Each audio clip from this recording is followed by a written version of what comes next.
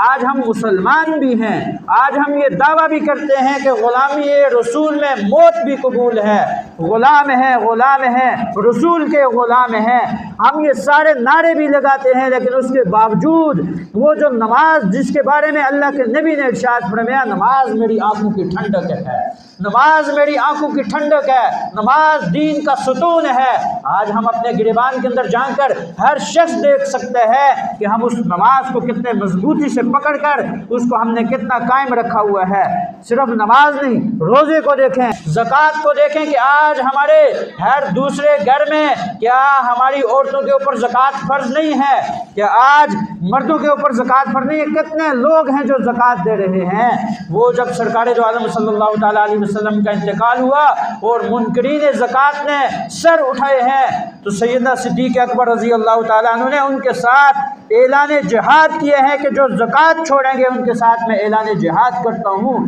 آج ہم اپنے معاشرے میں، ہم اپنی سوسائٹی کے اندر دیکھ سکتے ہیں۔ تو عرض کرنے کا مقصد یہ ہے 22 جمادی الثانی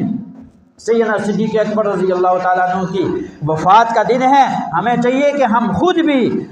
صحابہ اکرام یا انبیاء اکرام ان کے واقعات کو پڑھیں، ان کی سیرت کو پڑھیں، ان کو اپنی زندگیوں کے اندر لائیں اور ہم اپنے بچوں کو بتائیں۔ یہ ہمارے وہ شخصیات تھیں کہ جو ہماری آئیڈیل تھیں، کہ جو ہمارے لیے نمونہ اور ہمارے لیے ہر اعتبار سے مشعل راہ تھیں۔ ہم ان کی زندگیوں کو اپنی زندگیوں کے اندر بھی لگائیں اور ہم اپنے بچوں کی زندگیوں کے اندر بھی لگائیں گے تو اللہ تعالیٰ یہ جو حالات ہیں ان کو بھی تبدیل کریں گے، یہ جو پریشانیاں ہیں، یہ جو مصائب ہیں، یہ سارے ختم ہو جائیں گے۔